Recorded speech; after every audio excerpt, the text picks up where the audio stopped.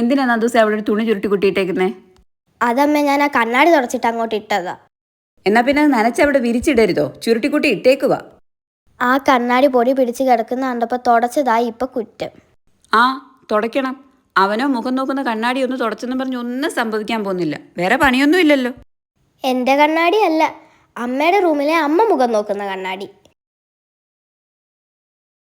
അതിനും മാത്രം പൊടി ഇല്ലായിരുന്നല്ലോ. അല്ലമ്മേ, എനിക്കൊരു സംശയം. അമ്മ കണ്ണാടി നോക്കുമ്പോൾ മുഖം വല്ലതും കാണാൻ പറ്റുമായിരുന്നോ? അതിനും മാത്രം പൊടിയായിരുന്നു അതിൻ്റെ അകത്ത്. വെറുതെ അല്ല ഇപ്പം ആ കണ്ണാടി നോക്കിയപ്പോൾ എൻ്റെ മുഖം വെളുത്തിരിക്കുന്ന പോലെ തോന്നിയത്. ഞാൻ വിചാരിച്ച എൻ്റെ മുഖം വെളുത്തതാണ്. കണ്ണാടിയിലെ പൊടി പോയതായിരുന്നല്ലേ. ഓ ഭാഗ്യം, എന്തായാലും തുണി നനഞ്ഞില്ല. ആ, മഴ പെയ്യുന്നതിന് മുന്നേ എടുത്തോ അമ്മേ? ഒന്നും പറയണ്ട. ധൃതി പിടിച്ച് തുണി എടുക്കാൻ ഓടുന്നതിനിടയിലോ കാലിലാണെ ചെരുപ്പ് കയറത്തുമില്ല. ആ, ബെസ്റ്റ്. അമ്മയല്ലേ ചെരുപ്പ് കാലിലോട്ട് ഇടണ്ടേ? അല്ലാതെ ചെരുപ്പ് അമ്മയുടെ കാലിലോട്ട് വന്ന് കിടക്കാൻ അതിന് ജീവനൊന്നും ഇല്ലല്ലോ. പണ്ട് എനിക്ക് മാത്രമേ ഉള്ളായിരുന്നു കുറ്റം, ഇപ്പൊ ചെരുപ്പിനും കുറ്റമായി.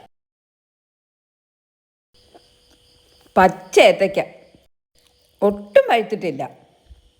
പഴുക്കാത്തോണ്ടല്ലേ മേനെ പച്ച ഏത്തയ്ക്കാന്ന് പറയുന്നത്.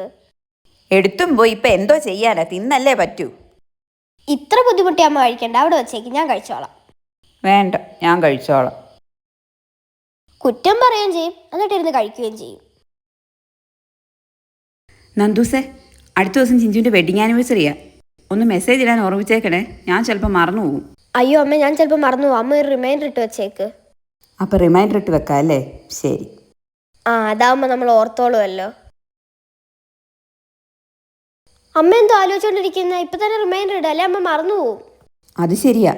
ഇപ്പം റിമൈൻഡർ ഇടാൻ മറന്നു പോയി കഴിഞ്ഞാൽ പിന്നെ വെഡിങ് ആനിവേഴ്സറിയുടെ റിമൈൻഡർ ഇടാൻ ഞാൻ പ്രത്യേകം വേറെ റിമൈൻഡർ ഇടേണ്ടി വരും. അത് ശരിയാ, അമ്മ ആയതുകൊണ്ട് അതും ചെയ്യേണ്ടി വരും. നന്ദൂസേ, അച്ഛൻ കൊണ്ടുവന്ന മിഠായി കണ്ടായിരുന്നോടാ?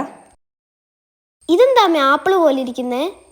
ഇതാണ് ആപ്പിൾ മിഠായി. എൻ്റെ കുട്ടിക്കാലത്ത് ഞാനിത് ഒരുപാട് കഴിച്ചിട്ടുണ്ട്. എനിക്ക് നല്ല ഓർമ്മയുണ്ട്. ഇത് എവിടെ നിന്നായിരുന്നു പക്ഷേ കഴിച്ചേ? അമ്മ നല്ല ഓർമ്മയാന്ന് പറഞ്ഞിട്ട് ഇതാണോ അമ്മ നല്ല ഓർമ്മ?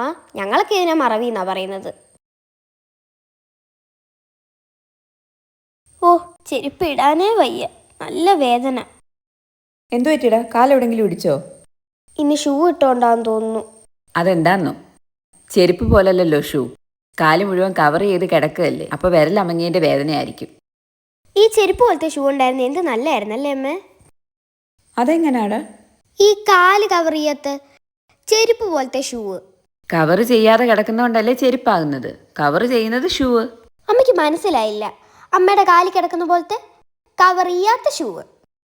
ഞാൻ ഈ ചെരുപ്പ് ഊരണോ? എന്തിനാ അമ്മ ചെരുപ്പ് ഊരുന്നേ? അമ്മയ്ക്കും കാല് വേദനിക്കുന്നുണ്ടോ? എനിക്കൊന്നും പറയാനില്ല, ഞാൻ പോവാ. ബുദ്ധിയില്ലാത്തൊരു സാധനം. ഇന്ന് കേരളപ്പിറവിയല്ലേ?